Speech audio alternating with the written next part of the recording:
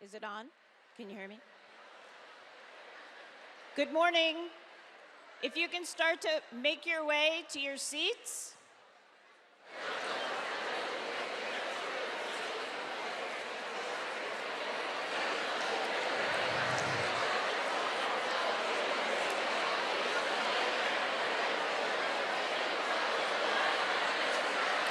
Good morning.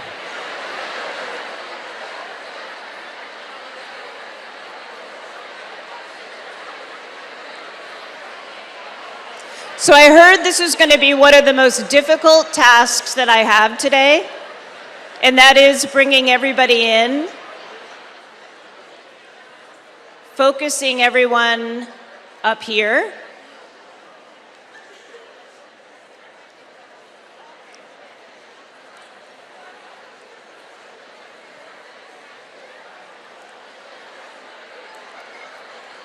Good morning.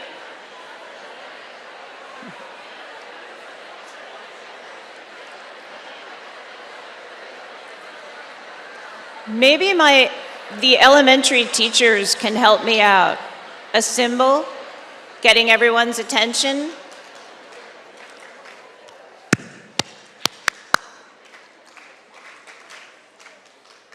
I see a lot of different symbols here. It's starting to work. I feel that. Come on in, everybody take a seat. There's so much excitement here, and I am so excited to be here. It's been a buzz for about an hour, which means a lot of you are very excited to get back to school, and that's a really good thing. My name is Gretchen Nelson, and I am the Director of Pupil Services, and I welcome you all to the 2019-2020 Convocation of the West Hartford Public Schools. I'm excited to stand before you, before the district and community that prepares students for bright futures. I'd like to extend an extra warm welcome to several people. Our Board of Ed members, Amanda Aronson, Carol Blanks, Lorna Thomas-Ferguson, Dave Palyuk, Deb Poland, Rob Levine, our town council members, Sherry Cantor, Mayor, Beth Kerrigan, Liam Sweeney, and Leon Davidoff, the town clerk, Essie LeBreau, our town manager, Matt Hart, and state officials, Representative Tammy Exum, Representative Jillian Gilchrist, and Senator Derek Slapp. I'd also like to welcome Teresa McEwen, President of the WHEA.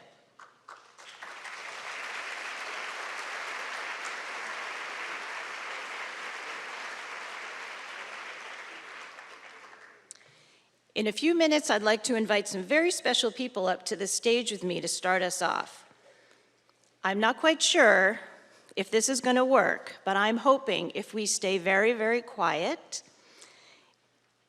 This very special West Hartford student, with his love of flags, has inspired all who know him, and now all who've seen him and heard his story.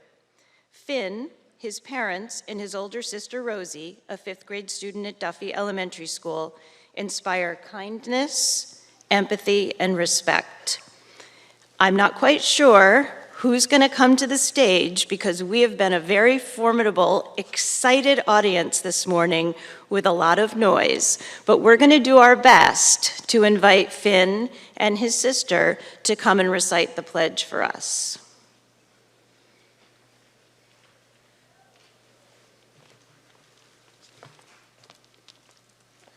Hello. This is Rosie, Finn's big sister, who's going to start us off. Ready? Yep.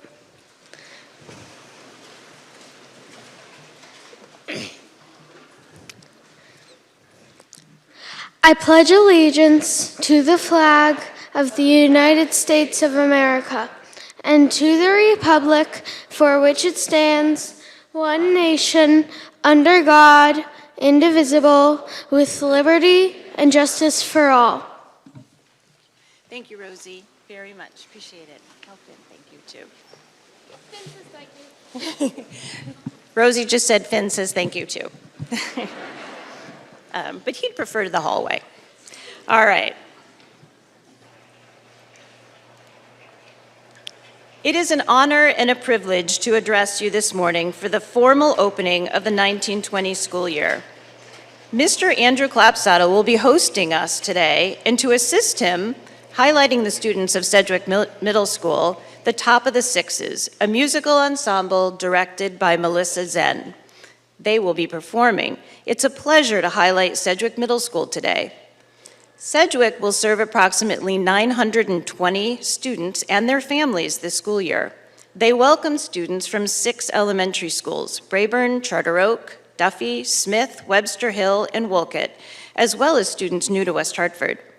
The success of Sedgwick students and families is built on positive relationships, a philosophy that is shared and put into practice from the students' first visit to Sedgwick in grade 5 to the culmination of their middle school journey at 8th grade promotion. Mr. Clapsaddle, would you join us?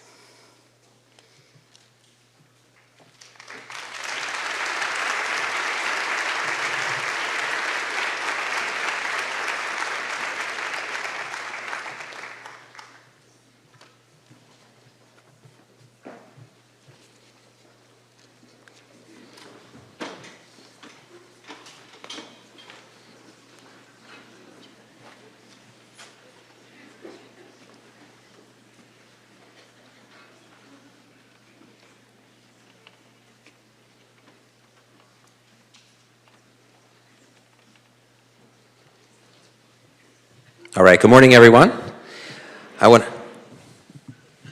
Gretchen set me up here, this mic is falling. I want to welcome all of our West Hartford teachers and staff, as well as our honored guests, to the start of an exciting new school year. It's a privilege to speak to you today on behalf of the students and staff at Sedgwick Middle School. Before I begin my remarks, I would like to welcome our 6th grade music ensemble, Top of the Sixes, and their director, Miss Melissa Zen, to the stage. Today, they will perform 2 songs, Tain't What You Do, and I'll Make the Difference. Mrs. Zen.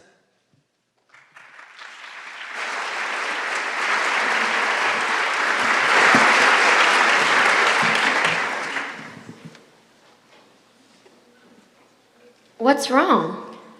Dad, I'm so nervous about starting the new school year. Why is that? Well, what if I work really hard and I still don't get good results? Honey, when I was a kid, way back in 2019, my father sat me down and told me that sometimes it's not just what you do, but how you do it. Sometimes you just have to let the learning happen. Come on.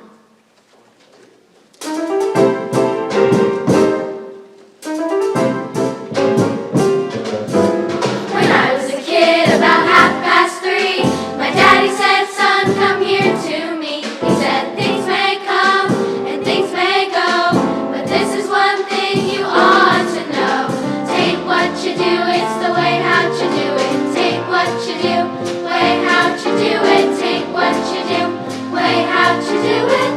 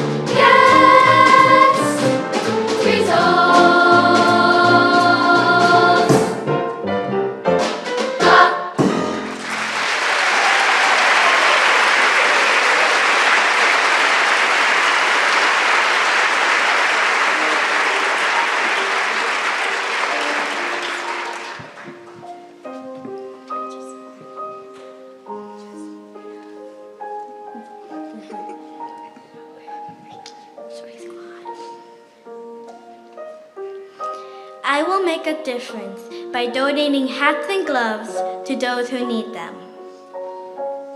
I will make a difference by recycling more. I will make a difference by helping someone every day. I will make a difference by being compassionate to others.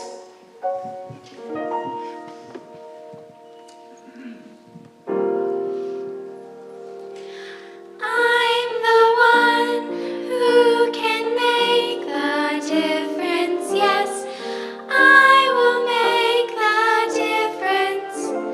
Against all odds, I can live to share my love with others. Yes, I will make the difference. I will make it. Take my hand as we make this journey across the land.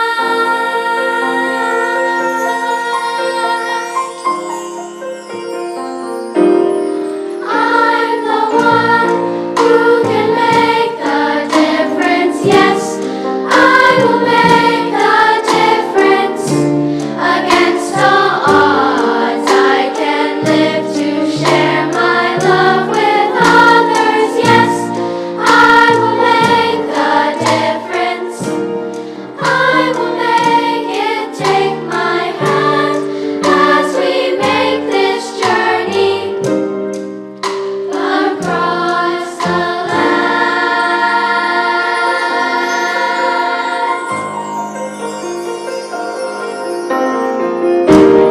I had the courage to keep going on.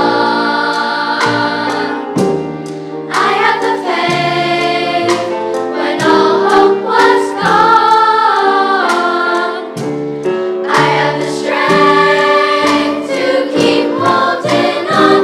I can make the difference. I can make the difference. I can make the difference. Yes, I can. 'Cause I'm the one who can make the difference. Yes, I will make the difference. Against all odds, I can live to share my love with others. Yes, I will make the difference. I will make it. Take my hand as we make this journey across the land.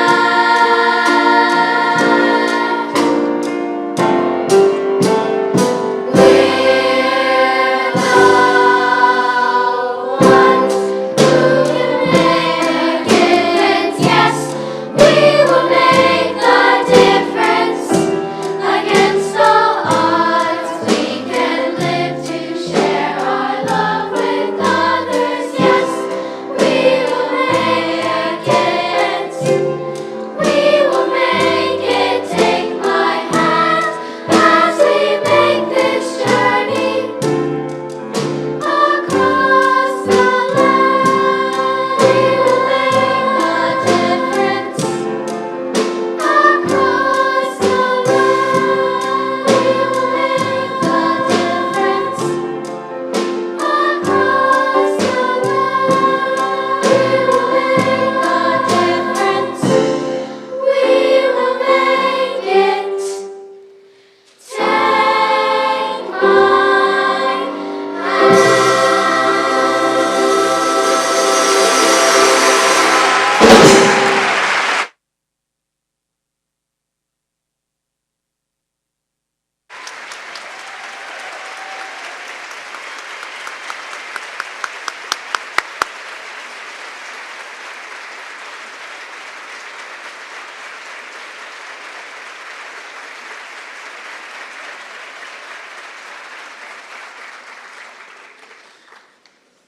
Thank you, top of the sixes, Mrs. Zen.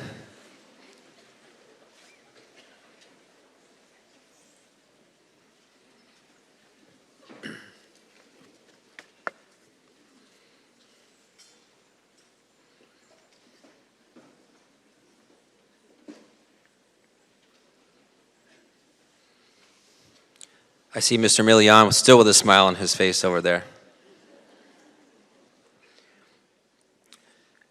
So today I'm going to share just 2 ideas that I believe will have the greatest impact on our students this year and in years to come. First, good is better than bad. This is not deep. Can everyone say that for me? Good is better than bad.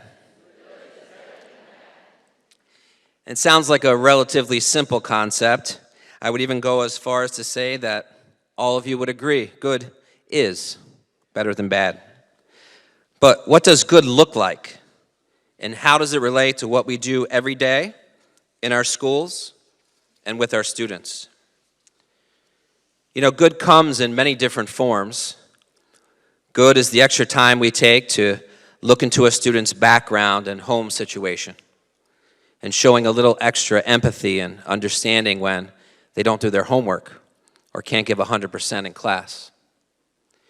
It's taking time at the end of a very busy day to make that positive phone call home for the student who could be challenging at times. That phone call home not only shows the student you're looking at all the good they do, it also shows the parent that you care about their child in the good times and the not so good.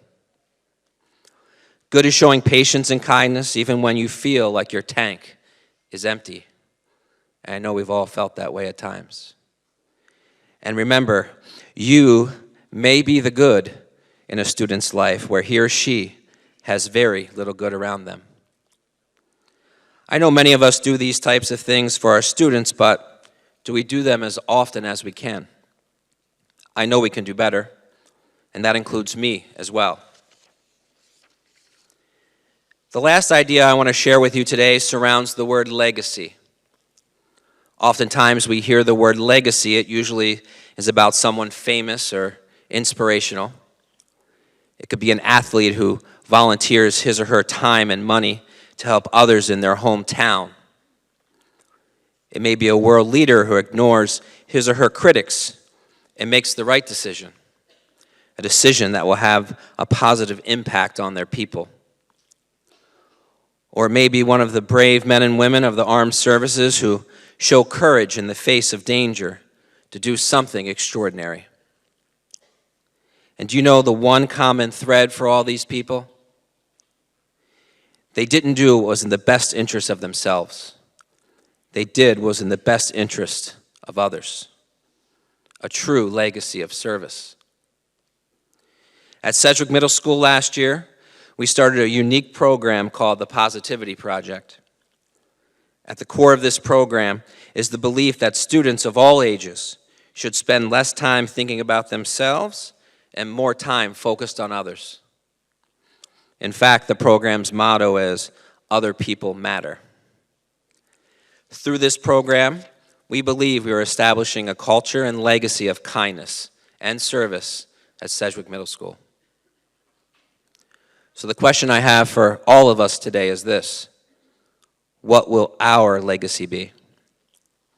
I can tell you that my elementary, middle, and high school teachers left their legacy with me. Mr. Dorr left me his legacy of leadership. Miss Massa left me her legacy of kindness and caring.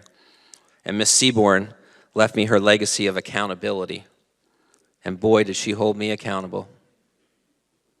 And the list goes on. Those teachers' names and legacy I will never forget. I'll remember them like I remember my grandmother's phone number. So I challenge each of you this day, as educators, to teach our students to put other people first. Teach them that kindness and service are 2 of the greatest gifts they can give. And when they leave our schools, the foundation has been created for them to go into the world and do good. And because of the good they do, they will have created their own legacy of positivity and service. And if you ask me, I couldn't think of a better legacy to leave for them or for us. Thank you for your time this morning. . Good luck in the school year.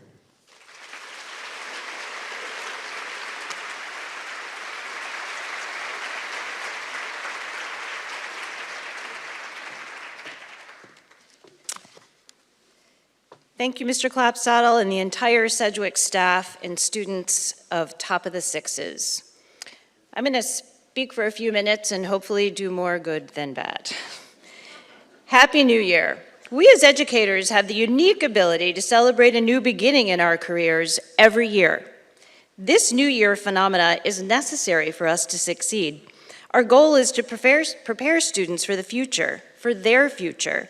And this requires, in the words of G.K. Chenderson, a new soul, a new nose, new feet, new backbone, new ears, and new eyes. In order to do this, we need to take time to reflect on the past, understand the present, and anticipate our students' future. Summer affords us this time. Over the last few years, we've seen shifts and changes in what we are teaching, who we are teaching, and how we teach. In the book A New Reality, author Jonathan Salk describes an epic change in the world that is occurring right now and how it's resulting in economic and social and political conflict, a conflict between values and attitudes and behaviors that ensured our survival up to this point and those that will ensure our survival in the future. Salk proposes that cooperation, interdependence, collaboration, and win-win conflict resolution are essential for the new reality that is already here.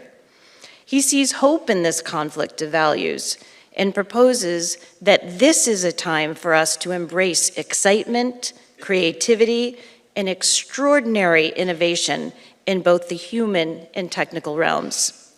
We as educators will play a significant role in preparing our students for this new reality. I want to give you a personal illustration. I'd like to tell you a quick story. This summer, my husband and I embarked on our traditional hiking trip to a new location. We actually give ourselves quite a lot of credit for being in really good shape and possessing a decent level of skill. Well, during this trip, we found ourselves in significantly uncharted territory.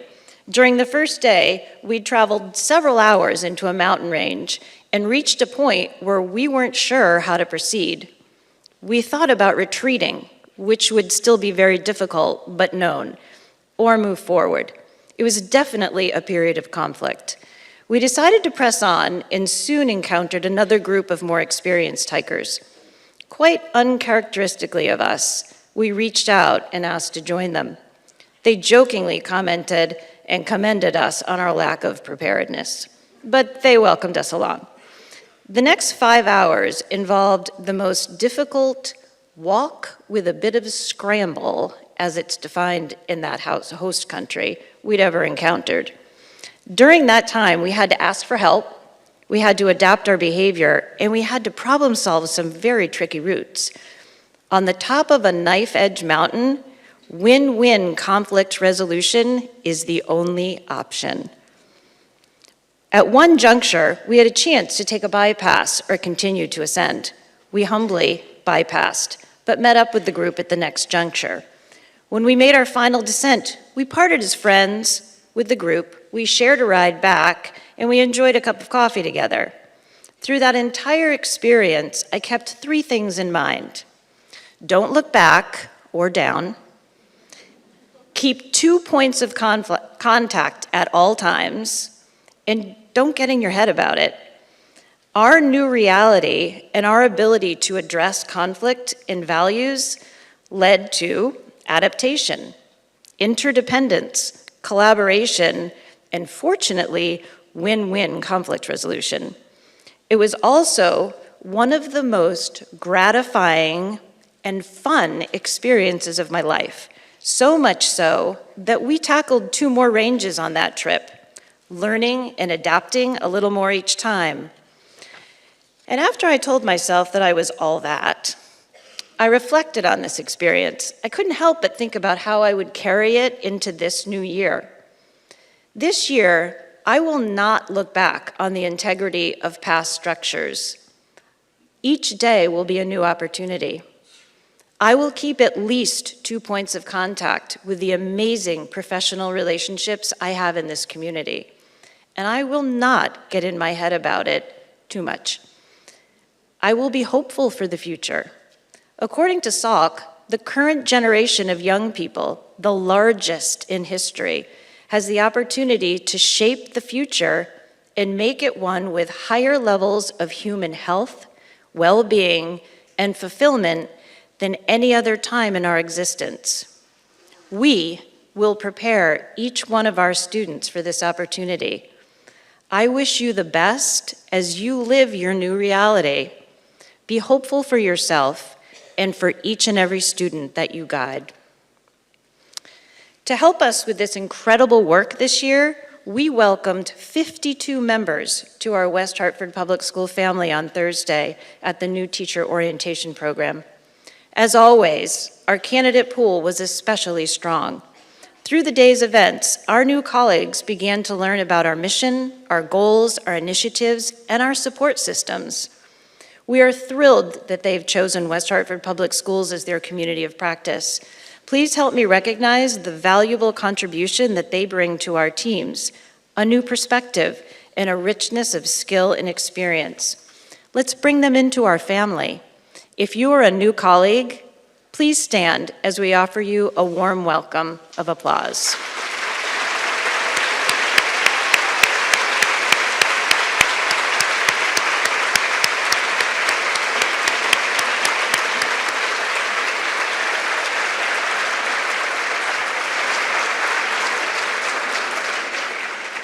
We're excited you're here. I would also like to extend a special welcome and congratulations to Mr. Jeff Wallowitz, Principal on Special Assignment, overseeing pre-K grades through grade 6 coding curriculum plans. And stepping into the role of principal at Webster Hill Elementary School is former Sedgwick Assistant Principal and former student at Webster Hill, Miss Melissa Behrens.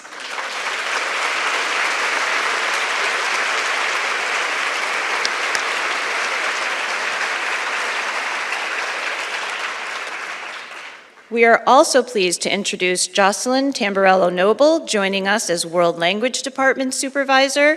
Congratulations to you and welcome to West Hartford Public Schools.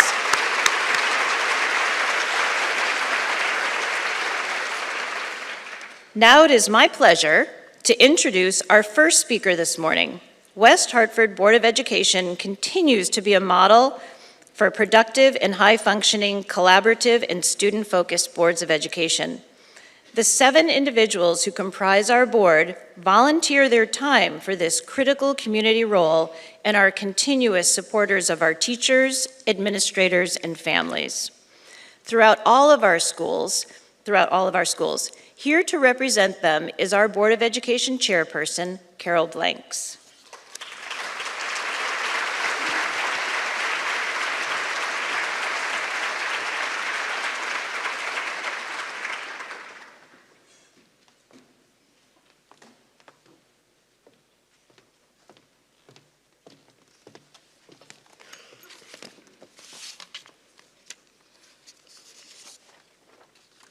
Good morning.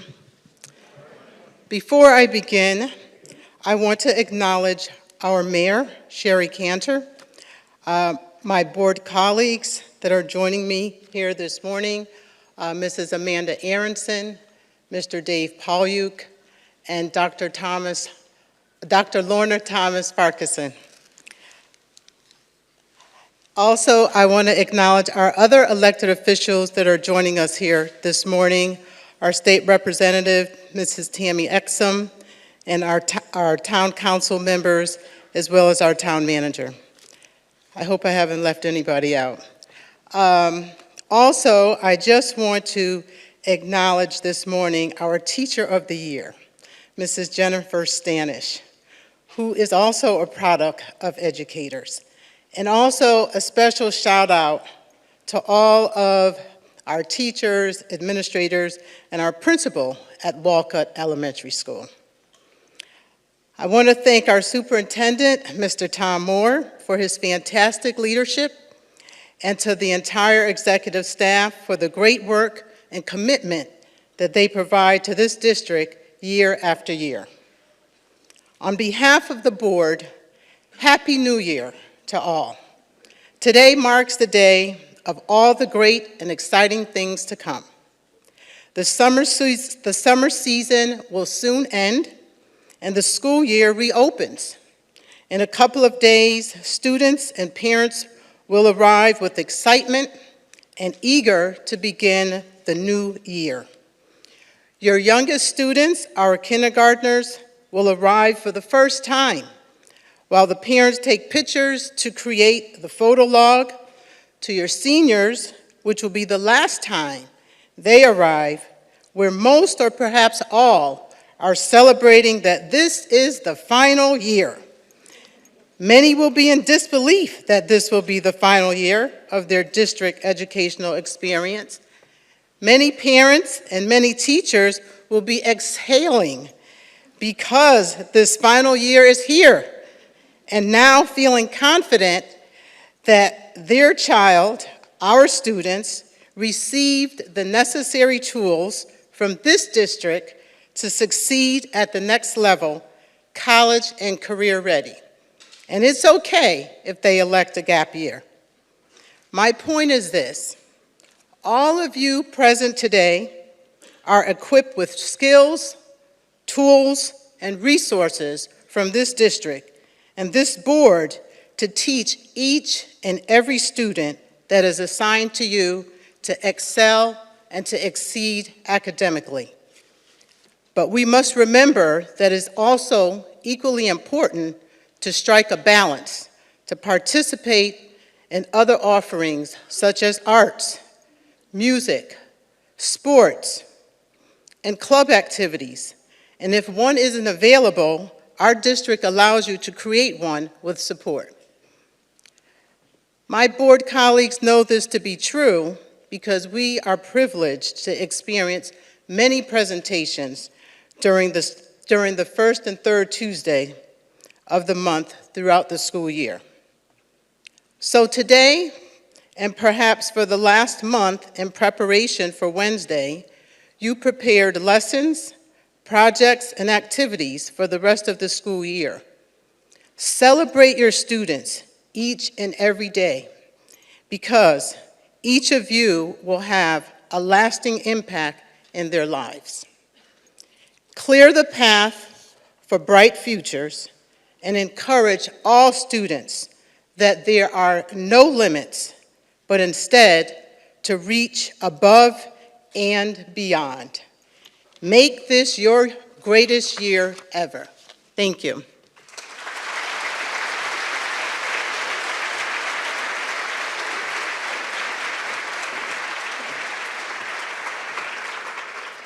Thank you, Carol. This will be the greatest year ever. Charlotte Tucker will be an 8th grade student at Sedgwick Middle School this year. Charlotte has been in the West Hartford School District since 1st grade. She plays the French horn, piano, and trumpet. Charlotte is a proud member of the Sedgwick Jazz Band and the Hart School Philharmonic Ensemble. She is also a Girl Scout, enjoys camping, and enjoys visiting and exploring our national parks. Most notably, to this point, along with other students from Sedgwick Middle School, she presented to West Hartford's Town Council and State Environmental Committee a proposal on Ban the Bag, a mission to reduce or eliminate the use of single-use plastic. Charlotte?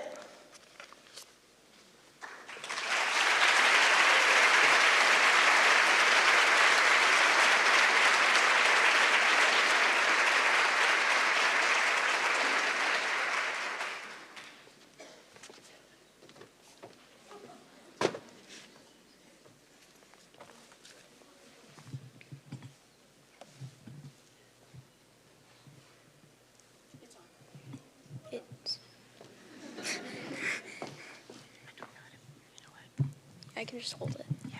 Do you want to hold it? Yeah. Hello, my name is Charlotte Tucker. I am an 8th grader at Sedgwick Middle School.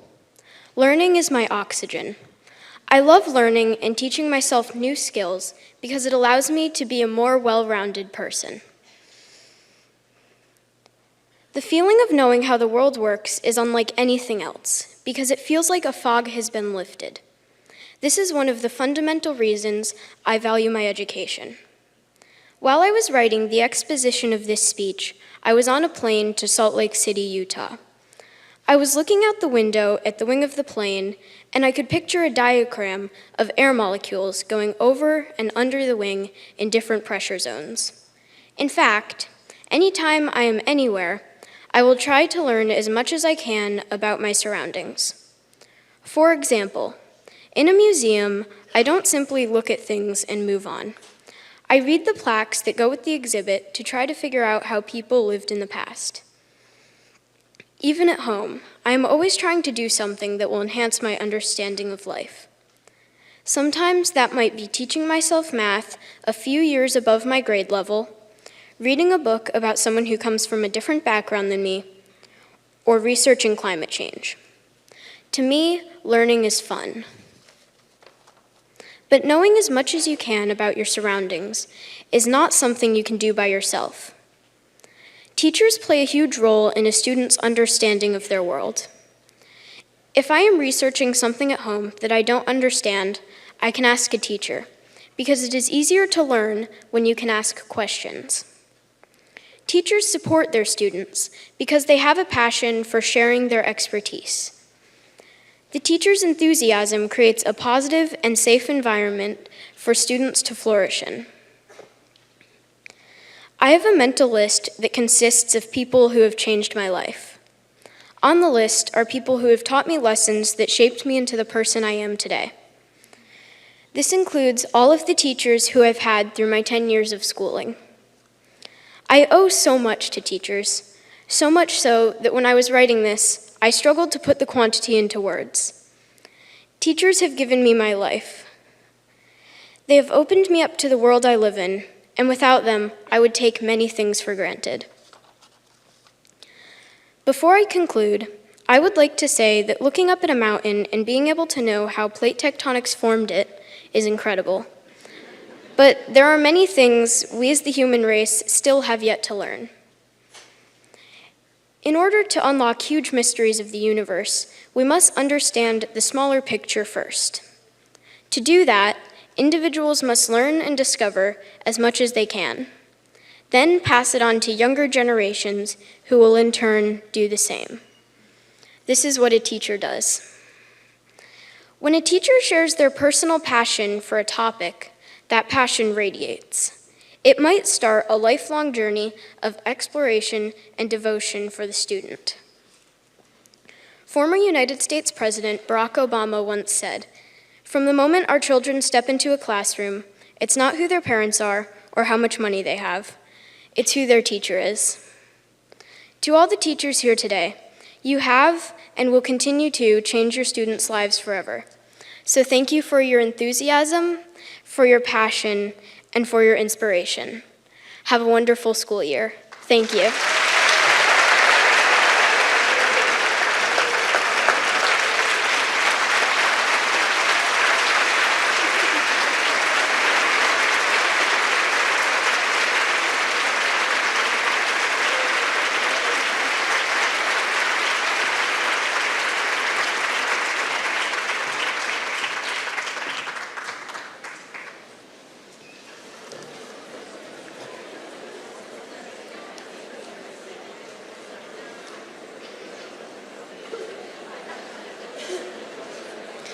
Well done, Charlotte. Your achievements and insights are a testament to your hard work and the efforts of your parents and all that is the West Hartford community. Thank you. The late Wayne Dyer spoke about choosing a career path. He believed, "There's no scarcity of opportunity to make a living at what you love. There's only scarcity of resolve to make it happen." Just as we recognize the benefit of bringing new members onto our team, we recognize the strength in balance, and I want to acknowledge the members of our professional staff who possess that resolve and have reached career milestones. For those of you who have made West Hartford home for your careers and are the framework on which this district's success is built, I would like to take this time to recognize you, and your depth of experience, commitment, and resolve are the for they are the cornerstones of our community. Can I please ask those colleagues who have reached between 25 and 29 years of service to stand and be recognized?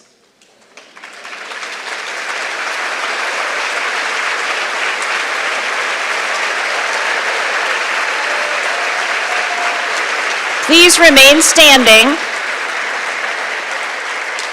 and be joined by those with 30 to 34 years of service.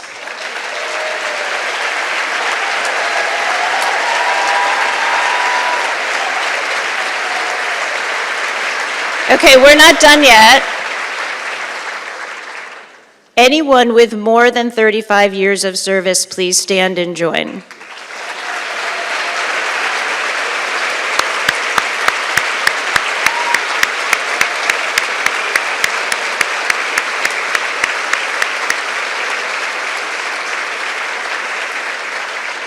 Thank you for being our inspiration.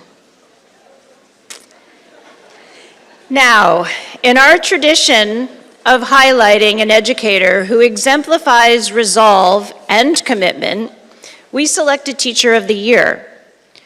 Would my friend and colleague Scott Dunn, principal of Wolcott Elementary School, please join me to introduce this year's recipient of the Teacher of the Year award.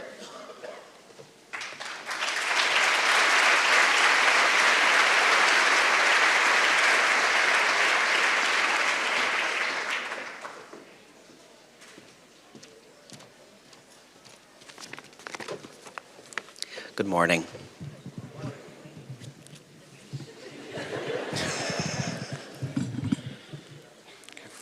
First impressions can be lasting ones. Colleagues at Wolcott eagerly share their impressions to describe our Teacher of the Year. Dedicated, creative, kind, humble, and courageous.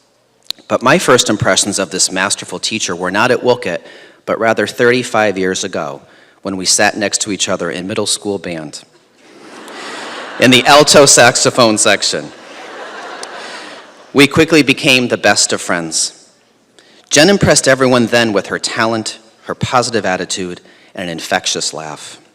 She wowed everyone with her singing voice, earning first place in the 7th grade talent show for singing "Don't Cry for Me, Argentina." Wait for it. With more sequins on it and big hair than should be legally allowed. You have no idea. Even at that young age, people knew that Jen would do something extraordinary in her adult life. Indeed. This year marks Jen's 21st in teaching, all in our district and all at Wolcott School. But Jen's initial love of teaching came even before that, as she assisted her father in setting up his own elementary classroom at Brayburn when she was a young child, and also in her mother's middle school classroom in Southington. Both of them are here with us this morning to witness what they have helped to create. And these early experiences fostered a curiosity and excitement in Jen, serving as the foundation for a storied career that brings us here today. Jen's dedication to teaching and learning and her commitment to collaboration are seen in her leadership roles within Wolcott, such as the leadership team and Safe School Climate Committee. Her contributions to the superintendent's advisory and PLEC at our district level further showcase Jen's mantra that we are better together than alone, that collaboration can influence teaching and learning, and that the learning never stops. Jen's humble nature will quickly dismiss her myriad contributions and their impact, for she would rather focus on her students, their families, and her colleagues than be in the spotlight herself. What matters most to Jen is the success of her students and the journey along the way. She strives to have students understand the importance and influence of relationships, the power of following one's heart, and that positivity should prevail. She celebrates differences and unites her classroom community through her sincere belief that everyone belongs and everyone is of value. In one of her many essays submitted for the Connecticut Teacher of the Year, Jen wrote, "My classroom is a place where every student is a part of something greater, our family." Jen encourages all of us at Wolcott to take risks, be courageous, cross a bridge, or help to build a new one. Jen teaches for a time in the future that she will not see herself, a time when students will take what content and life skills she has taught when she is no longer there to guide them. This is her passion, her charge, her legacy. Please join me in welcoming our West Hartford Teacher of the Year, Jennifer Stanish.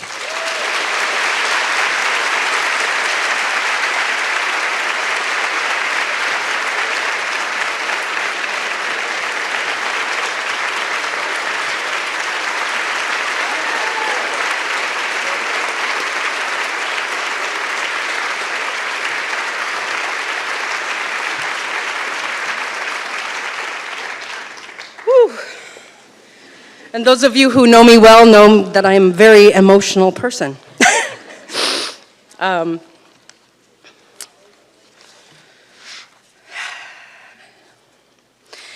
Thank you, Scott. We all have a lot to do, don't we? Maybe you're thinking about your very long to-do list, or maybe you're doing it right now. No doubt, this is a very busy time. But I hope that something I say this morning resonates with you as we all begin a new school year. I am humbled to be here with you today as your colleague, your partner, and your friend. I would not be here without the guidance of so many talented and inspirational people. You all have allowed me to stand on your shoulders and have supported me in countless ways. It is ultimately because of my colleagues, my students, and my parents that I decided to finally say yes to the process. And today, in this moment, it is not really about me. It's about my parents, my kids, seeing their mom go for it, to celebrate my school family, and to do my very best job representing the most talented, dedicated, and professional group of teachers and administrators around all of you.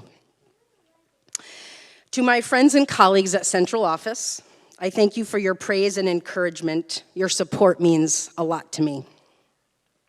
To my entire Wolcott family, we come to school each and every day, and we do the hard work as a family. We look out for every student and each other. It's a very special place indeed. Thank you, and I love you all. Scott, I'm going to single you out, even though I know you hate it, but too bad. You deserve to be recognized for your profound impact that you've had in our school in such a short time. You are the epitome of a leader, humble, kind, dedicated, tenacious, generous, compassionate, flexible, a great listener, and you always make us laugh. To my team, Steve, Matt, Cindy, I am proud to say that I'm a part of our team and that I get to work with you, my friends. Thank you for being there for me every step of the way. You give me hope, encouragement, love, and your time, which is the precious gift. Leah Clayton, Michelle Sebastianelli, my soul sisters, you and I have been through a lot together, and you've lifted me up so many times. You claim to learn, that you have learned so many things from me, but you failed to realize I have learned just as much from you. And to my family, my mother-in-law, Marcia, thank you for being here and for all of your support through the years. My husband, Steve, who has always supported me in and out of the classroom. He's always ready to move something, lift something, hang something, build something, or he just listens. And he always puts up with the, I'm leaving in 5 minutes, but he really knows it's 50 minutes or an hour and 50 minutes later that I actually arrive home. Steve is the first person in the room or the conversation who always honors what teachers do and defends us. And to my children who are here, Chloe and Chase, I'm the very proud parent of these two teenagers. I am blessed to have you both. You are mature beyond your years, responsible, independent, hardworking, and genuinely kind and funny people. You are the reason that I strive to be the teacher that I am, the teacher I would hope you to have. Chloe's a senior this year, and Chase is a freshman in Southington. And this summer, we actually helped Chloe buy a car. And do you know what that means? I get to quit my part-time job. This is the first summer, first school year ever since Chloe was born that I will not have to drive someone to school or to daycare.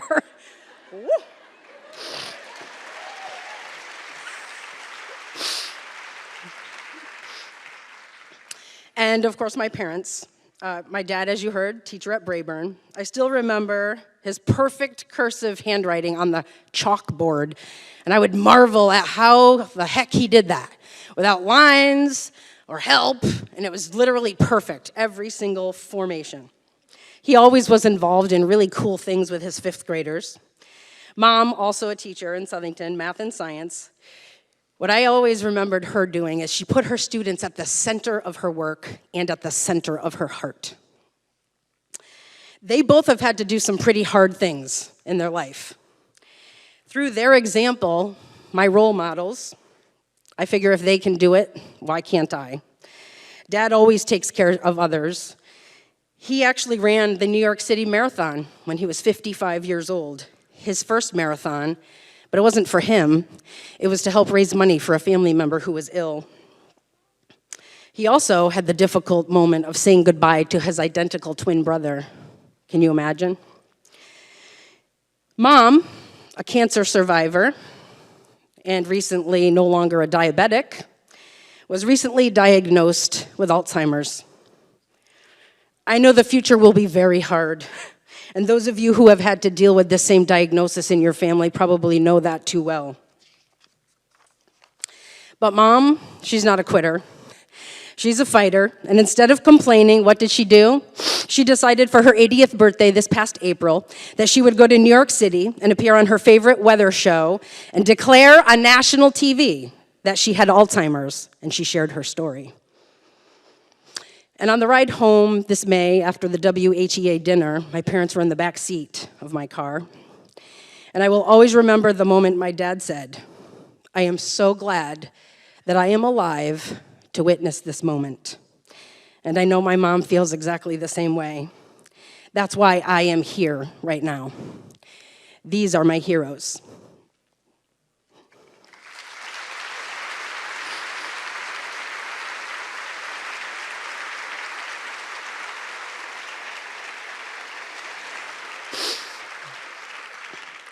I am the one up here today, not because I am the best person, but because throughout my career, I have managed to build bridges with students and families and colleagues.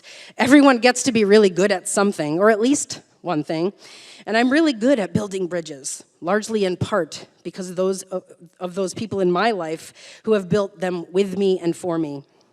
Here are 3 stories that I would like to share with you, short, that will illustrate what I'm talking about. I step into a conference room with my 9 perfect student portfolios, and I sit down. The reading specialist asks me, "So, how's it going?" Simple question.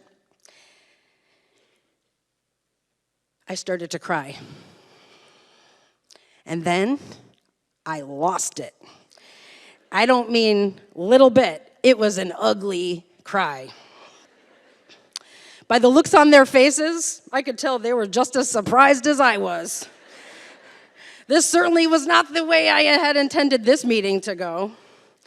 I became vulnerable in that moment, which was at first slightly embarrassing, I must say, but I had to be honest with myself and with others. I needed help, which is a really hard thing for me to accept. In order for others to help me, I had to open that door. I didn't necessarily expect it to burst open like fireworks, but nonetheless. It didn't matter how much time I had put in, how much effort I gave, or how much love I had for my students, or how much expert teaching there was. I had hit a wall. With all my good intentions, it wasn't enough, and I couldn't do it alone, and part of that felt like failure. Suddenly, without even asking, there were tissues placed in front of me. There was tea on this side. There was cold water on this side. Somebody was rubbing my shoulders. I still don't know who. Obviously, with the intention of calming me down. And then we had our first, let's help Jen brainstorming session. Everyone at the table shared ideas to not only build bridges for me, but to encourage me to build my own. I was able to set some new goals, attainable goals. Perhaps not crying at the next meeting was the first one. Ideas were shared, things I had never even thought of. My friends were there to help me. I didn't have all the answers. I had to accept help from others. Building a bridge is a two-way street. Sometimes we build them for ourselves, and sometimes we build them for others.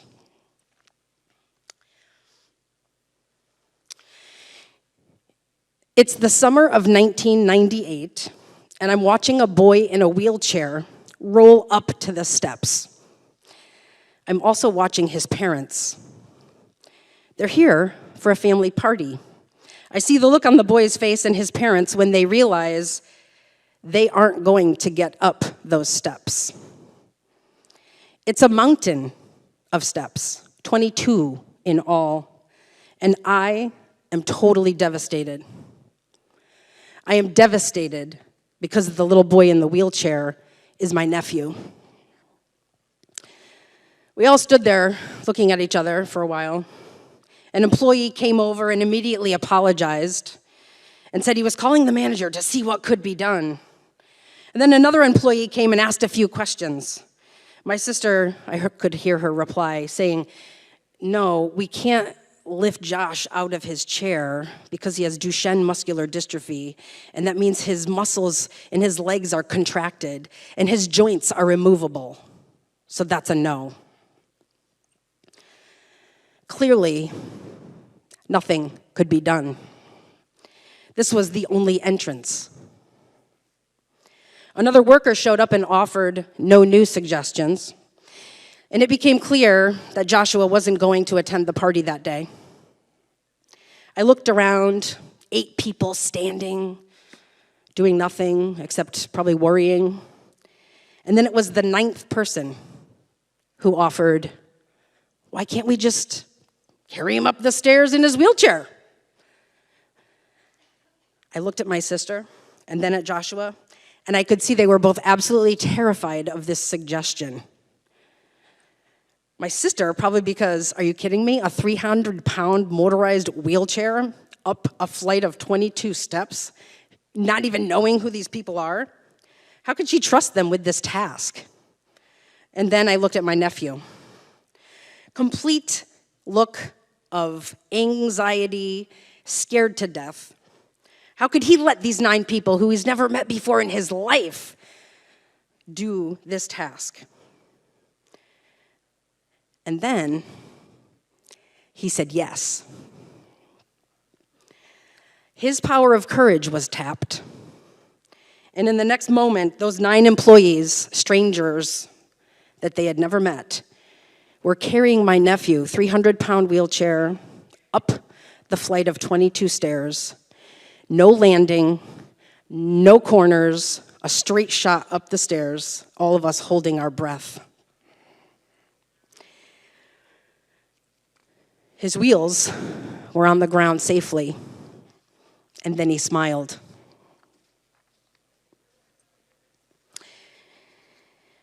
I'm in my 5th grade classroom, finishing up a math lesson. Clear learning targets, student-centered instruction, getting ready for small groups. And then, it's no joke, and then I hear from the back of the room, "You're no stranger to love, you know the rules, and so do I." I'm like, Apparently he didn't know the rules. So what did I do? I walked back to the back of the room and I did what I knew how to do. I joined in. Never gonna give you up, never gonna let you down, never gonna run around and desert you. Well, you know, the Rick Astley song, the really cheesy one from 4 decades ago? Yeah, that one. So he looked at me, his eyes were literally the size of ping pong balls, and I couldn't help but think, this isn't exactly gonna help us with math today. However, and here's a student who kind of, well, to put it mildly, he struggled a bit.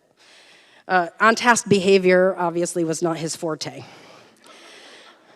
We finished the song, the whole song. I guess on-task behavior wasn't my forte that day either. Bridges can appear out of nowhere.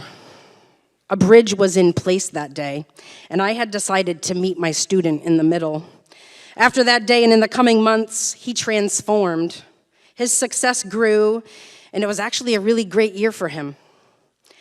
I'm cleaning up on the last day of school, after the kids had all gone, and I find a little blue sticky note on my table.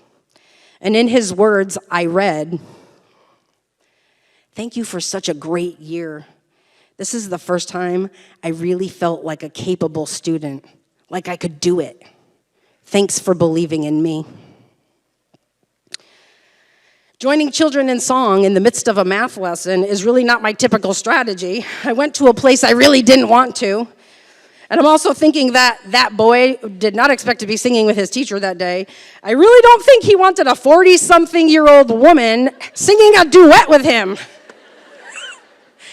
But I let him take the lead, and I found a way to meet him in the middle, and thank God I knew that song.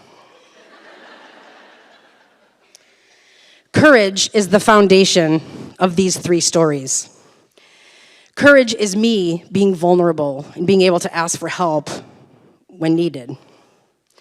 Courage is the waitstaff at that restaurant who carried my nephew 22 steps up into the party, and it's also my nephew who agreed. Courage is singing a Rick Astley song in the end of a math lesson, end of a long division lesson, actually, to help connect a student to me, to each other, because that's what he desperately needed. We are the engineers, the architects of our students' futures. It takes courage to do what's hard, build bridges, help others to cross, meet someone in the middle, or take your own necessary steps. And this is imperative in order to clear pathways for our students with no limits, so that, of course, they have bright futures.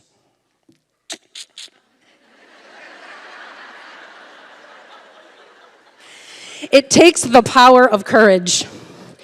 Transformations occur because of bridges. These things don't just happen. They are choices that we make each and every day. And I had a choice to make. This is...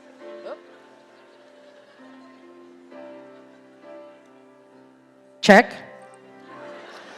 This is the first year that I had decided to accept this nomination.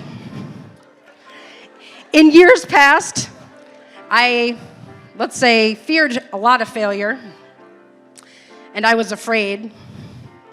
I faced my fear, and I'm so happy that I did, because Mom and Dad, you get to see this happen. And my kids and family, they can see me up here doing something hard. And mostly my Wolcott family, we get to share this together because, well, if you don't know Wolcott, it's a place full of love. And building bridges is all about courage and love.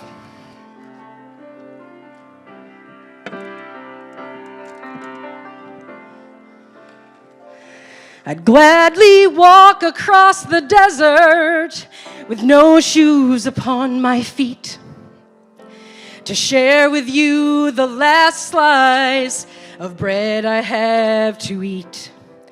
I would swim out to save you in your sea of broken dreams when all your hopes are sinking. Let me show you what love means. Love can build a bridge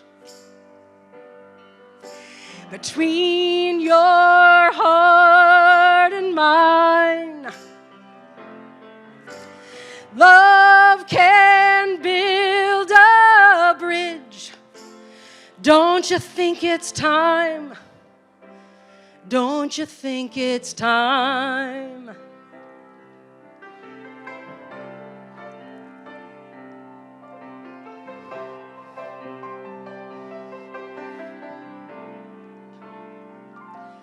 I would whisper love so loudly, every heart would understand that only love and courage can join the hearts of man. I would give my heart's desire so that you might see. The first step is to realize that it all begins with you and me. Love can build a bridge between your heart and mine. Love can build a bridge. Don't you think it's time? Don't you think it's time?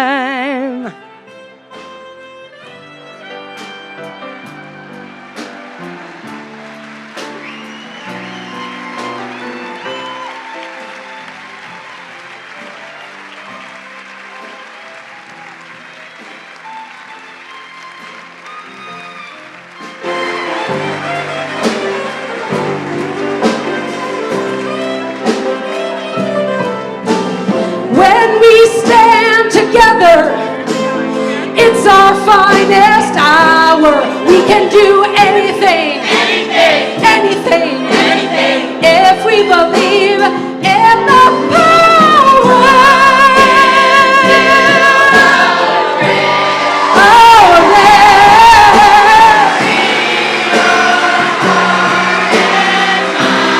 Oh, yes, it can.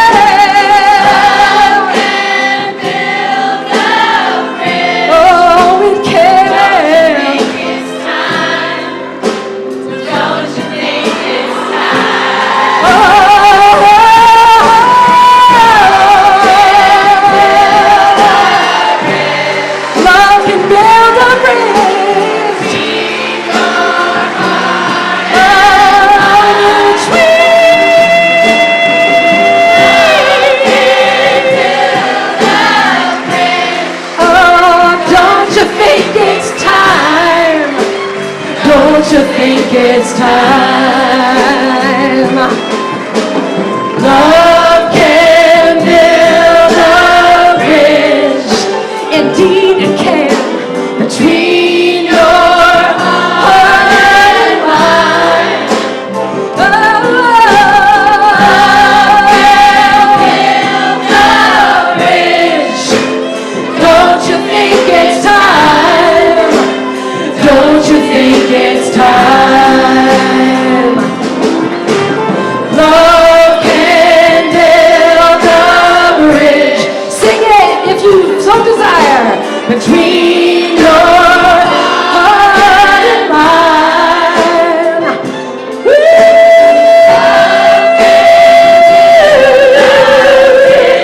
I want to thank you, Sarah, and don't believe it's time.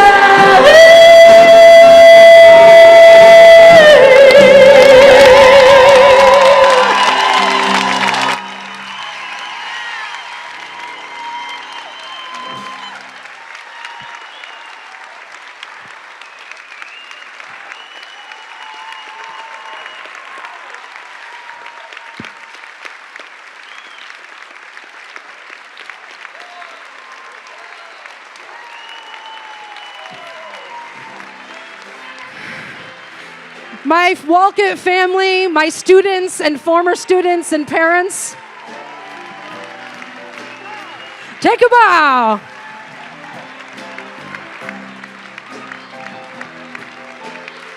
Andy Mayo on bass. I'd like to thank Josh Renato on drums. Brian Pia on piano. And Dan Luongo on alto saxophone. Between your heart and mine, love can build a bridge. Don't you think it's time? Don't you think it's time?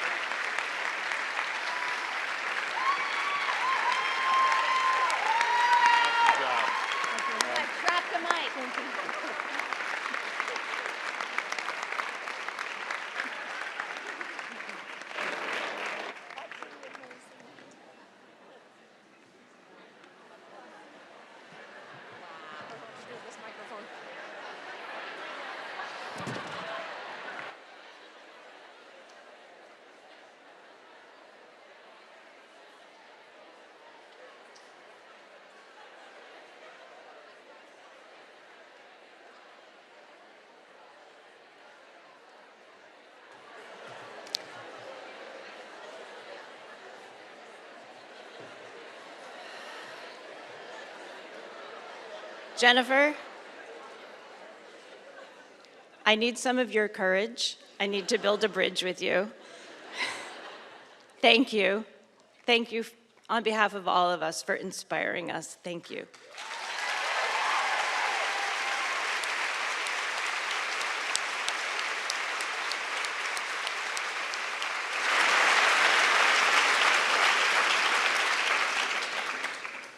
It is now my honor, and I wish him a lot of luck to follow that. Sorry. To introduce our superintendent of schools, Mr. Tom Moore. Tom's passion for our students, for education, and for developing global citizens is evident to all who hear him speak. This year marks the beginning of Tom's 6th year as superintendent and his 24th year with the West Hartford Public Schools.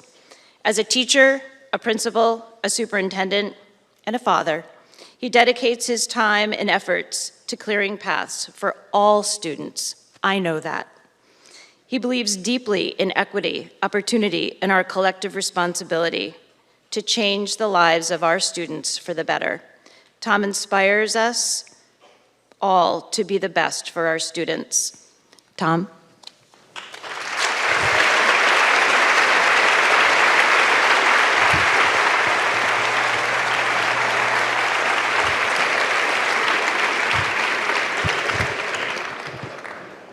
Now I gotta sing. Screen door slams. Nah, never mind. Jen Stanish, everybody. Jen Stanish.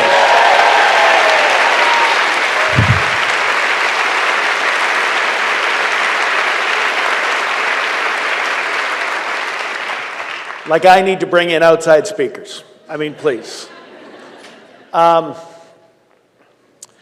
It's hard, so much joy, so much happiness, to come up and, this summer, people keep asking me this morning, how's the summer? And I say it's been difficult in a lot of ways and a lot of reflection. And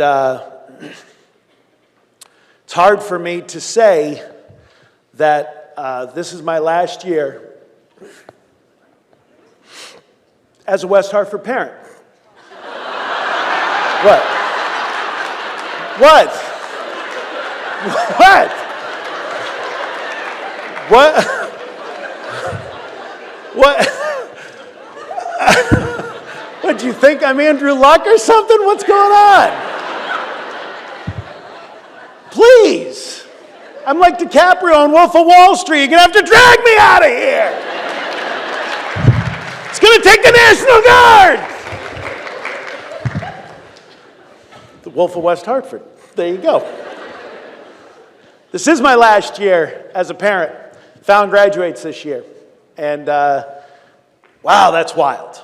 To have seen so many of you as Jack and Fallon's teachers, to have lived so much of my life vicariously through them, to see what you've done for them. And I can't say anything other than thank you. And I mean that. And I also mean that there were parts of the summer that were difficult for me, not just reflecting on that, but with other things that were going on. But today when I talk, I want to give a few quotes to contextualize things. And I'm going to give, all the big quotes today are going to be from Nelson Mandela. And the reason for that is my son spent the summer in South Africa working with kids in the townships in South Africa and Zimbabwe. And in many ways, which is fascinating, I end up speaking to him more during the summer when he's thousands and thousands of miles away than I do when he's in North Carolina, 500 miles away. Just WhatsApp at night, it's fantastic. And a lot of reflection and getting to see the world through his eyes and see parts of the world that I've never seen. It was really incredible and made me think about a lot of things as we start off this year. But I want to get to one thing right away, and then I want to move past it. Some of you already know about this. But Nelson Mandela said, "There is no passion to be found in playing small, in settling for a life that is less than the one we are capable of living. Let's not play small. There's no passion in it. There's no passion in maintaining. There's no passion in just doing the same things. Let's live big. Let's dream big. And one of the things that is true is that part of my goals over the past 5 years as superintendent in West Hartford, as we went through things with the governor's office and we went through shifts with our own tax base, I've wanted to maintain and protect our schools. And I've told you before that the major initiative is the child in front of you, and that continues. However, if we close our eyes to what's happening, we're not doing the world a service and our kids a service in the way we should be. I meet with seniors every year that are graduating from Connor and Hall to ask them, how are things? Random sampling. But what I've done more over the past few years is also talk to graduates. And one of the things that they've always said is how much more well-prepared they were for college than their friends, than the people in their dorm. It's continuous. It is, oh, Mr. Moore, we were so ready, and they throw some places under the bus from other kids, but they always say we were so ready. And over the past 2 years, one thing has changed. There's been a but. There's been a but. And that but has been, we're so ready, oh, I was so ready, I killed it, except for, or but, and from a political science major, except for this class where I had to analyze elections, and I had to use quantitative politics, and I had to write code. That I had to learn on my own as we did it. A neuroscience major was talking to me about a research project, and I had to write code, and I didn't know how to do it. A chemical engineering major said I had to write code. Now, chemical engineering, what I understand about chemical engineering is this much. To be honest, what I understand about coding is this much. But I know all three of those students are exceptionally bright students. And they did learn it on their own. And they all said the same thing. I should have taken AP Computer Science. I should have taken computer science. But we can't count on our kids to take computer science. We can't force them to take computer science. Trust me, I have 2 kids. They don't listen to me about what to take. And really, what this shows is it has to be inculcated. So I do want to kick off by talking about a major initiative over the next 3 years, where we are going to be at the forefront in the state and nationally, and making sure computer science and coding is inculcated throughout pre-K through 12. And I know there are a couple things you do not want to hear from me. One is initiative. One is something new. And the third is something about something that you have no experience with. Because we fall into the trap of teaching things that we learned and going back to our own college experience and staying there. You know, my wife and I both went to the University of Massachusetts at Amherst. We have a habit of when people come over that are our kids' friends that are looking at the University of Massachusetts, of telling them how great the University of Massachusetts is and saying you should go here and you should go here and you should look at that. And during a particular push from my wife at one point this summer, I said, do you know us telling a kid today about UMass is the same as when we were going to UMass, somebody that went there in 1958 telling us about UMass.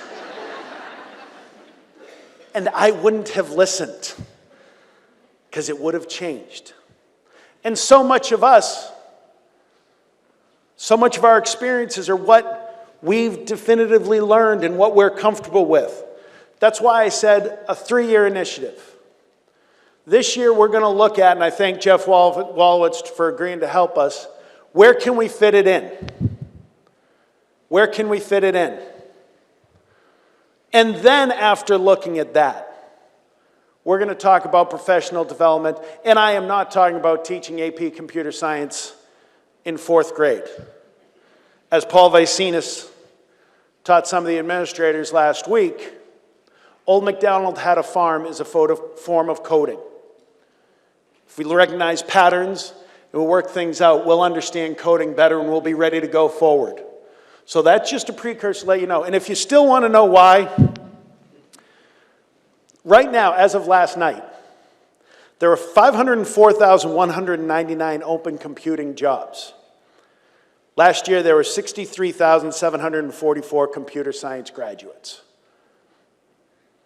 71% of the new jobs in STEM are in computer science, but only 8% of STEM degrees are in computer science. And when we look at the rates of females and our Latinx, African American students, those numbers are smaller. And since we're all starting from the same place, why not build those numbers here in West Hartford? And not so that everybody goes into computer science. That's not what I want at all. There is no world where Tom Moore would have been a computer programmer. Or at least none where he would have been good at it. But exposure and understanding, that's what I'm looking for over time. Not so that every kid that graduates from here has taken AP Computer Science, but so that computer science becomes another language. I'm not talking about learning a computer science coding language. Python. See, I know one of them. I'm talking about the things that computer science can help teach. Problem-solving skills. And something else that really is important is you're not basing it on something else. It's teaching kids how to think, but it also works to teach kids how to bang their head against a wall and to keep doing it, which leads to resilience. If there's something that is constantly in my fear of our kids in West Hartford, it's their resilience. As we have so many people that try to ease the path for them. We try to clear paths, but I don't want it to be all easy, and I don't want them to think it was just us. And I also want them to be able to find their own paths.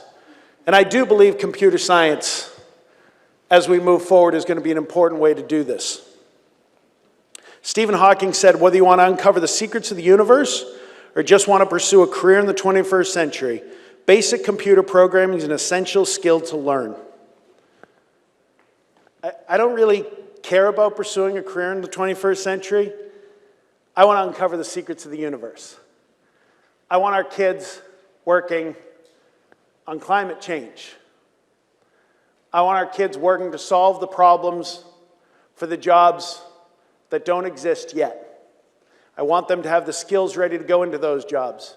And it's somebody, once the article was out there, a naysayer wrote to me about, please, why would you have people learn computer science or computer coding? Because with artificial intelligence, in 5 to 10 years, computers will be writing all the code anyway. And I'm like, that scares the hell out of me. Because they're going to be doing it all. We should know less about computers. Hasn't anyone seen Terminator? I mean, so as we move forward, I don't want you nervous about this. I want you excited about this. Because I want to meet our students' needs where they are and prepare them for a world ahead. And I want to do it better than any other place. So one initiative we will be talking about over the coming years is coding and where it fits into your courses and into your classes. It's not a standalone. I'm saying to push in, and where we can do that. And basically, you're all going to be the ones deciding that. This will not be a curriculum we buy This will not be a curriculum that I say, and you'll do this then, and you'll do this then. This is something we'll work together, because the answers are in this room, always. The answers in West Hartford are in our room, because that's who we are. Another quote from Mandela. Well, I'm going to give two. In reflection of that one, may your choices reflect your hopes, not your fears. Does what we choose reflect what we hope for or what we're afraid of? And also, as we let our own light shine, we unconsciously give other people permission to do the same. Do I need a better example than Jen Stanish? Let your own light shine. Let that optimism shine. And that's something that I struggle with at times.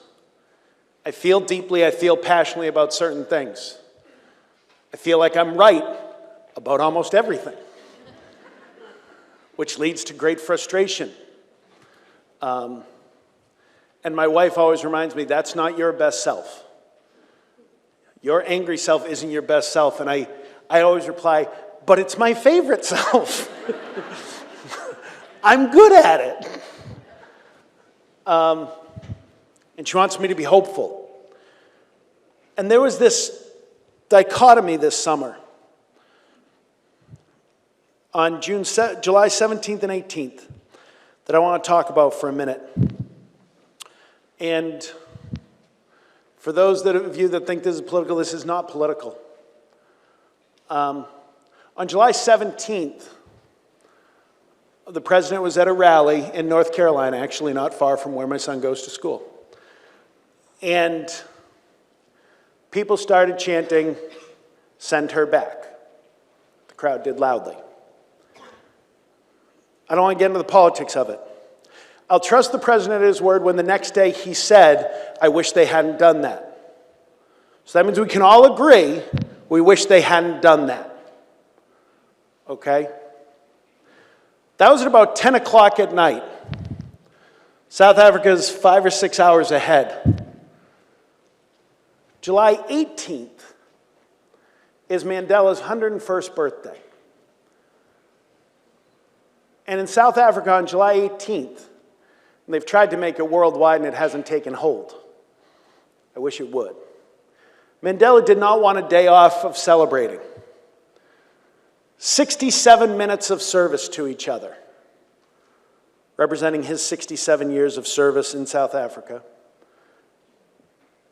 67 minutes where you make somebody's life better. And that's the goal for that day. And a country torn asunder with strife for decades, that lived with the stain of apartheid in our lifetime. 67 minutes to work with each other versus 13 seconds of chanting. And I think of the 13 seconds, and I think of the people that didn't want to be a part of it, but other people were. And how we get caught up in anonymity, and we get caught up in a moment. Versus 67 minutes. So as this is going on, he's sending me back pictures of him reading with kids in the townships. And a picture of playing basketball with a large group of kids. And what's really cool is he happens to have his arm up like this, and there's like 6 kids who look different than him, who come from a wildly different life than him, all with their arms up like that. So what do you choose? What do you choose this year for our kids? Those 13 seconds, what are you going to do? Because I'm of the opinion, now more than ever, we got to get our hands dirty. We can't wait for somebody else to do it. If you hear something in the hallway, you got to stop it. If you hear unkindness, You got to teach it. If you hear hate, you got to address it. If you hear racism, it's not enough to say I'm not racist. You have to be actively anti-racist. For years, I've made some really good friends across the country that are superintendents. And we meet and speak about what are the things that we're most afraid of and what are the things that are bothering us the most. And for the past few years, honestly, one of the biggest things we've spoken about, and it's amazing how universal it is behavior of kindergarten and first grade students. And this kind of thing that we've seen in West Hartford, this dysregulated behavior. And how are we handling it? And that's the same from one of my best friends as a superintendent outside Chicago and another one that's outside Seattle. And we've spent time talking about this. And that's changed in the past 10 months. And it started with rural superintendents. When I asked them, what's your biggest issue going on? Same thing keeps coming up. Racism. Racism is our biggest issue that we're fighting right now. I believe that's true. If you don't believe that affects us in West Hartford, you're wrong. I can show you. I can show you messages on 4chan from West Hartford, from your kids. So what are you going to do? Because my instinct is to fight. That's what I want to do, but I know that's not the answer. I know that the answer is, as we let our own light shine, we unconsciously give other people permission to do the same. When we show love, we give people permission to talk about love. Education is what's going to get us out of our problems. I don't care if it's global warming. I don't care if it's racism. One of the things I most fear is that we have this anti-intellectualism, which it's not new in American history. Richard Hofstadter wrote about it in 1961. But right now, distrust in institutions, distrust in higher learning, where I have people say, is college worth it? And I have other people tell me, college isn't for everyone. All right, we're educators. If we just believe college is about getting a job, then fine, I'll defer to you. But I'm the youngest of 7, and I'm the only one in my family that went to college, and my brothers and sisters have fantastic lives and are very, very happy with their lives. But if you want me to say, no, they shouldn't have gone to college. Really? 4 years of learning is bad? When did we get to that point? And I know people want me, and part of me does too, to provide vocational experiences to kids. And I know the manufacturing jobs that are out there. But I'm not in this business to create workers. We're in this business to create people, citizens of the world, who will lift each other up. Education's the way they're going to do it. And the cynical part of me knows from American history and from my own life. Because I had a school counselor tell me in 11th grade, so which trade do you want to go into, Tom? Those of you that know me, even a little bit, other than the fact that my brothers and sisters were in the trades, who would meet me and think I should be in the trades? I shouldn't. I can't fix a thing. I'm horrible at it. I don't like working in the cold. I don't like the outdoor world. I like indoor world.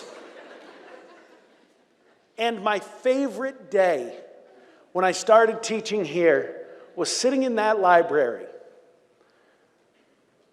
and reading and preparing a lesson and thinking to myself, oh my God, they're paying me to learn more history and to bring other kids this stuff. So just as I was the one that would have been pushed into vocational, I do not trust our world that we're not going to push our Latinx and our African American students into that and think that's for them. Because we have a history of believing intellectualism is for the elite, and it's not. It's for all of us. Philosophy is for all of us. History is for all of us. Math is for some of us. No, I'm just kidding. I'm just kidding. I love all disciplines equally. And it's easy to get caught up in this skepticism. Scott, if you could pull this up for me.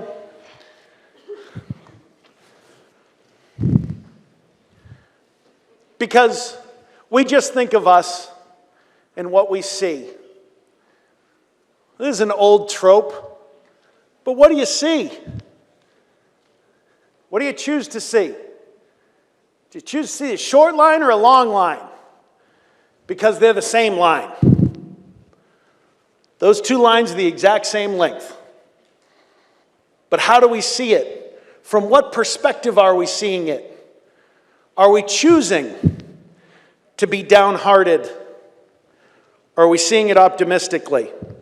And are we seeing the world?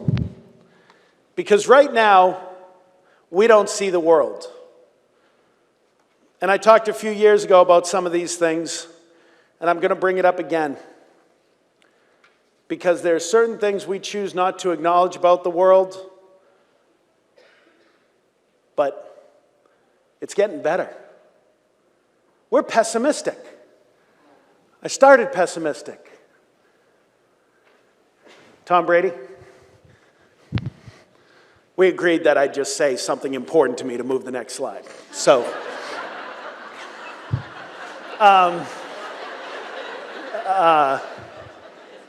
so that's the signal, yeah.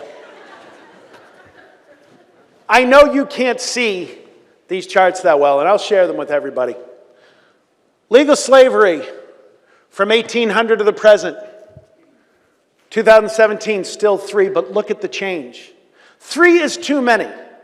Let me say from the start of this, I know things aren't perfect in the world, and I know moving out of extreme poverty to poverty is still not enough.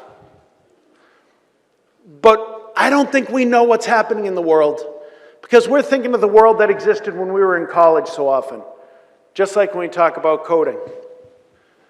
Oil spills. We worry about oil spills a lot. They're terrible for the environment. In 1979, there were 636 oil spills. In 2016, there were 6. Last year, there were 3. Now, if you ask people, they will tell you, oh, it's the worst it's ever been. No, it's not. Solar panels, the average price from $66 down to 60 cents when you can look at the data behind it. It's not 60 cents per panel, but I don't want to get into that. HIV infections, think of what we experienced in the mid-90s.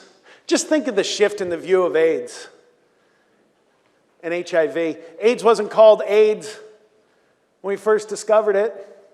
What was it called in the United States? By the president. GRID, gay-related immunodeficiency disease.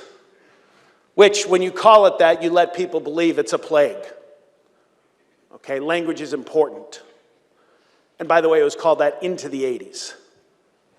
All right? Children dying. Percentage of children dying before their 5th birthday. From 44% in 1800 to 4% now. Death penalty, countries with the death penalty continues to decline.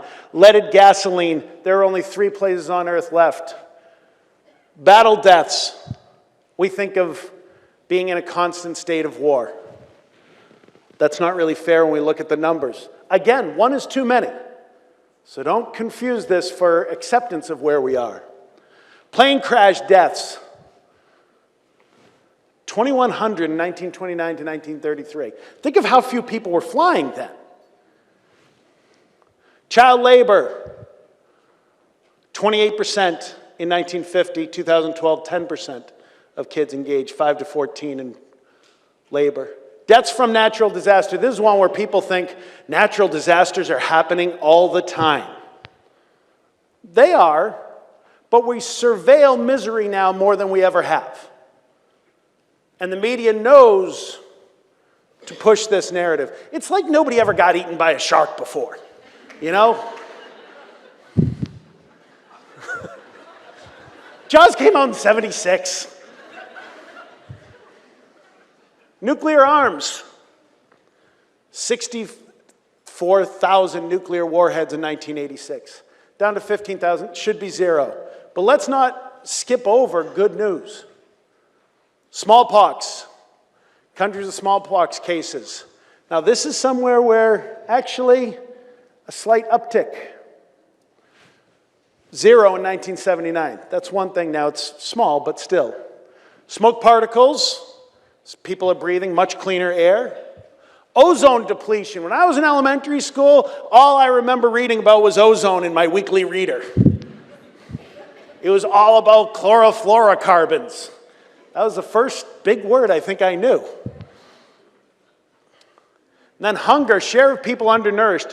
In 1970, the year I was born, almost 1 in 3 people. Now it's down to 11%, and it's actually dropped significantly since then. Tom Brady. Now, good things. Tom loves nothing more than a movie. Being indoor Tom, I like going to the movies. Number of new feature films per year. It seems like 16,000, granted 15,000 are superhero movies. This shows leisure time worldwide. Because we think of movies as American movies. There's film production across the world now. Entertainment. Protected nature. We think of it as we're losing all this nature, especially when we hear terrible things about the Amazon right now, which is true and we should be worried about it. But look, we're beginning to protect nature now. Almost 15% of the Earth's surface is now protected as far as the land goes. Women's right to vote. In 1893, 1 country. In 2017, 193 countries. But when I say the 1800s, nobody listens. Just pay attention to the year you were born and map it forward in these. New music recordings per year. Look at how the internet has spiked that. And we see the power of music to make us happy. Science. The harvest has tripled. Literacy. 10% in 1800, 15% in 1900. Look, this is about 1960, where you're not at 50%. In 2016, 86% literacy rate on Earth. Percentage of countries with democracy rises. Child cancer survival rates. In our lifetime, look what's happened. Number of girls in school, look what's happened. Again, not where we should be, but we're getting there. The amount of monitored species. We think of species being wiped out. We're actually monitoring them now. Electricity coverage. Now it's up to, that was 2014, 85%. We're now at 90% worldwide. Mobile phones, 65% in 2017. It's over 70% now, not even 2 years later. Water from a protected source. 1980. Many of us are alive in 1980. Remember it vividly. 58% of people on Earth had clean water then. It's over 88% now. It's 90% now. The internet. Now, is that a good one? Let's skip that. 48% of the world's population 2 years ago having access. Now it's well over 50%. Immunization. Share of 1-year-olds.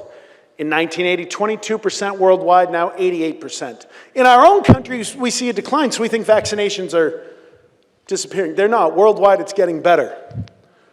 Tom Brady again? But what do we see and what do we feel and what do we think? When people are asked about crime in the United States, is there more crime in the United States than there was a year ago or less? People more than 50% say there's more crime than there was. And look at that stat versus the actual number of reported crimes in the United States. We've gone in 1990 from 14.5 million crimes, that's in our lifetime,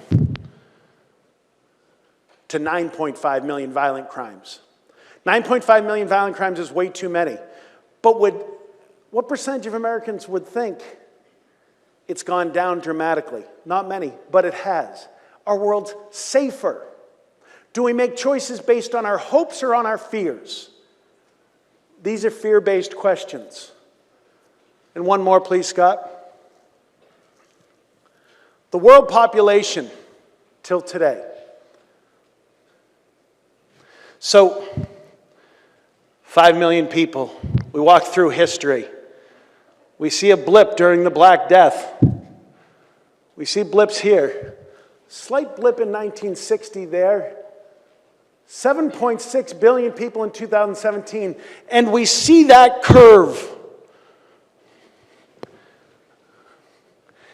If we live in fear and make choices based on fear, we see that curve doing this. The reality, people, about our world is that curve has already begun to flatten. There are 2 billion children on Earth right now. According to UN estimates, and by the way, these estimates are scarily correct over the past 20 years. 2 million children today. How many children will there be in 2100? 2 billion children today. How many children in 2100? 2 billion children. Because throughout human history, people tended to have 6 children, and 2 survived. 6 children, 2 survived. It is presently 2.1 children is now the average on Earth. What's the shift? Where do you see it? In Iran in 20 years has gone from 6.1 children to 2.4 children. In 20 years. 20 years. Why? People say culture's changing, religion's changing. It's not. People are wealthier. People are more stable. With more stability, you're not replenishing. This deep psychological looks at what this all means for the world. But what I can tell you about what it means for our world is, while the population will keep going up because people will live longer, by about 2100 it flattens out. But the number of births is the same. And we don't know that. So what picture are we? People talk to me all the time. I found out, my daughter's graduating this year. We found out Tara was pregnant with Fallon on September 11, 2001. And the thought process for those of you that had children at that time was, what kind of a world are we bringing a child into? I talk to people now that say, what kind of a world are we bringing a child into? And I know the threat of global warming, so I don't need 1,000 emails telling me, you're an idiot, Mr. Moore. Well, you might send them anyway, but I just don't need them.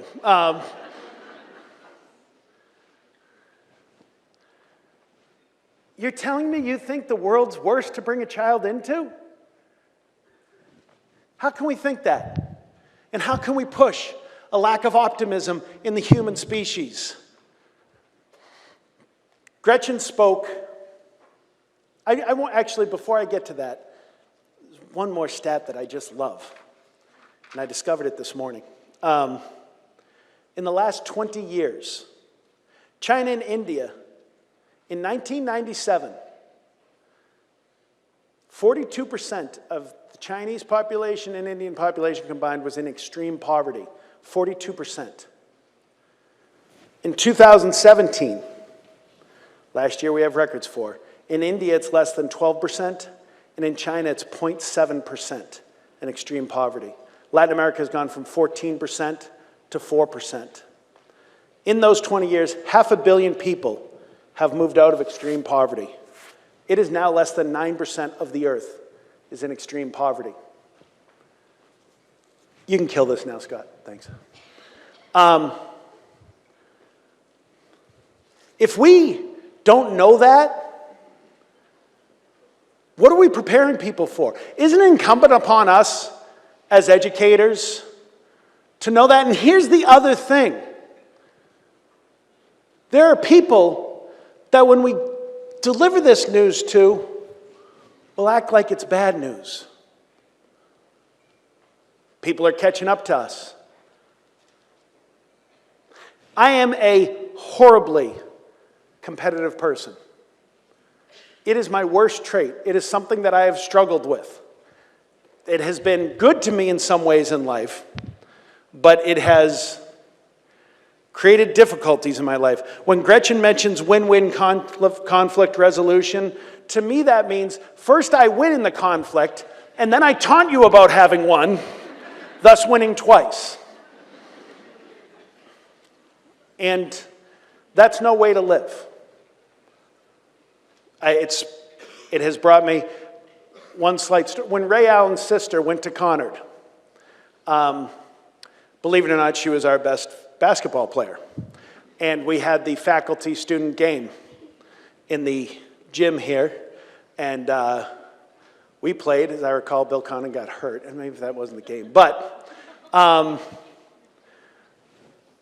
she came into the lane, and we were winning. And I was playing center, and so I slid, established position, because I own the paint. She went off me and hurt herself. And kids were like, Mr. Moore, what are you doing? I'm like, I'm not giving up an easy bucket. What? That's what you do. Not the time, not the place, I'm a jerk. Okay, I've accepted that. And I've tried to overcome it. And the philosopher that's really led to me working hard to overcome that is somebody who said, unless everybody wins, nobody wins. Oh, somebody said it. That's how Springsteen ended his concerts in the 80s. Unless everybody wins, nobody wins. We are bonded by being humans. And so what I want you to do this year, and we're going to have a major focus because I talked about race, and this is once again going to be a focus for us, cultural competency, understanding each other, understanding what we need. Because unless everybody wins, nobody wins. Because every child is somebody's child. Every child is somebody's hope. And I ask you to dedicate yourself this year. I'd love 67 minutes every day, but I ask you to dedicate yourself to the 13 seconds. The 13 seconds. I ask you to get your hands dirty. I ask you to get involved. I ask you to say, not here. I ask you to look at yourself honestly and say, am I doing enough? Only you knows how well you're doing. The evaluation won't do it. Sometimes your kids know, but you know your best. And so those 13 seconds, that's the important part this year. 13 seconds to do the right thing. 13 seconds to say, not here, not in my class, not in my hallway, not in West Hartford. If you're downhearted, if you're disenchanted, if you're disillusioned, if you're not kicking the year off the right way, you got 24 hours. I'll give you 36. To get fixed. Because our kids deserve better. My daughter in her last year deserves better. Those kids that need someone getting involved in those 13 seconds, you've got to be the one to get your hands dirty. I promise I will. I promise I will. Because the last quote from Nelson Mandela is, I am the master of fate, my fate. I am the captain of my soul. I'm the master of my faith. I'm the master of my soul. My fate, what happens to me, is up to me. I'm the captain of my soul, of what I feel, of what I choose to be inspired by, or if I choose to be brought down. And for those of you trying to bring us down, don't do it to me this year. Because I'm going to be smiling. Because I'm going to be hopeful. Because I'm going to get involved and lift people up. And I want all of you, because you entered this profession for the right reason, I know it, to be the master of your own fate, the captain of your own soul.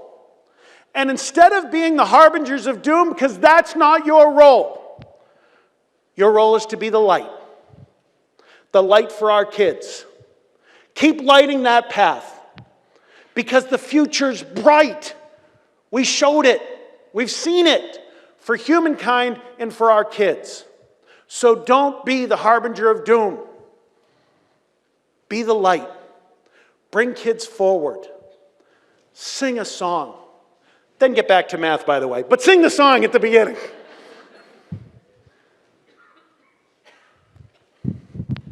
Education is the most powerful weapon which you can use to change the world. Education is the most powerful weapon which you can use to change the world. Nelson Mandela, 27 years in a prison cell. 27 years. And you know what they used to make them do? Go outside and break granite. The political prisoners who did nothing wrong, they'd break granite. You know what the granite was used for? Nothing. Just do it every day. Because that's what people want to grind you down. And instead, during their free time, the fact was the best education that existed in South Africa during those 27 years was at Robben Island Prison. Because of a simple motto, each one teach one. Whatever you came in as, that's what you teach your fellow prisoners. And those same prisoners eventually led South Africa, led it to independence from apartheid. It is not perfect now, but they created a place that for one day, everybody stops and says, for 64 minutes, we're going to help each other. 64 minutes or 18 seconds. Don't bring doom, don't bring gloom. Bring light, bring hope, bring optimism. Remember how you feel the first time you meet kids, and all you want to do that first day is make them excited to be there. Don't hand them a paper to write down their information. Just hand them love. Make them go home and say, you can't believe how great my teacher is. On that day, there's time for the other stuff. And make that first day every day, because you're lucky to have them. I am so jealous of those of you that get to see my daughter every day, because I don't. But you do. And you get to know her. And you get to see her with her friends in ways that I don't. And you know pieces of her that I don't. And I'm jealous of that. Remember that for all of our kids. We have a unique opportunity. It's a great place. West Hartford is the best place to be. Our kids are so lucky to have you. So please, go forward. Don't be full of doom. Be full of light. Light the paths. Because they're there. Our kids have that future. Bright. With no limits. And we won't be the ones to put limits. And we won't be the ones to put gloom. We'll be the ones that bring hope. You're not our harbingers of doom. You're our harbingers of hope. Good luck this year. Have a great year, West Hartford.